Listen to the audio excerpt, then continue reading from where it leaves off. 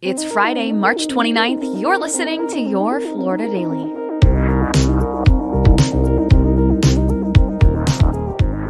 I'm Katrina Scales.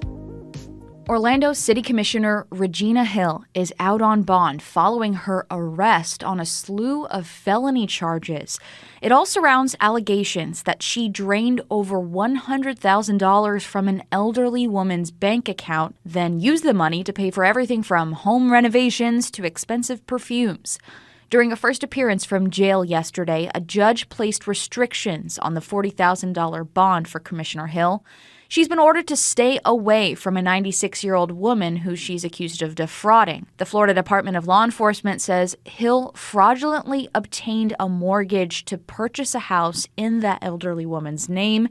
They also accuse her of using the woman's money to buy expensive things for herself. This isn't the first time Hill has been in trouble with the law. Before she was elected in 2014, she had been arrested on charges that included marijuana possession.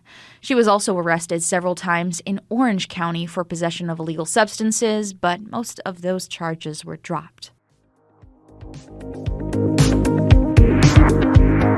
A hearing happening today in Tallahassee could impact teachers across the state.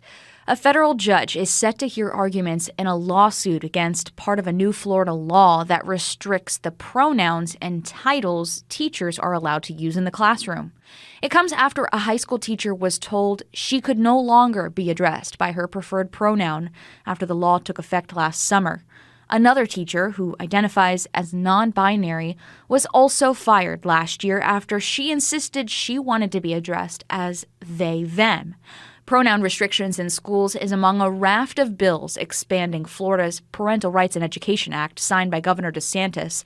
Critics, though, argue the bill is part of the recent attacks on the LGBTQ+ community by the governor and Republican lawmakers. And we're waiting to learn when United Launch Alliance will try again to get the final mission of its Delta IV Heavy rocket off the ground. Crews scrubbed Thursday's attempt from Cape Canaveral Space Force Station due to winds and a problem with a gas pipeline. ULA had originally said it would try again on Friday, but said last night they will need more time to troubleshoot. After this launch, the massive Delta IV Heavy rocket will be retired.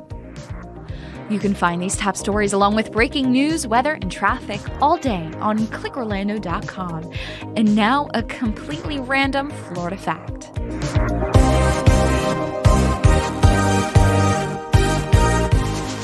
Only longtime Floridians may remember this one. Did you ever eat at Burger Queen?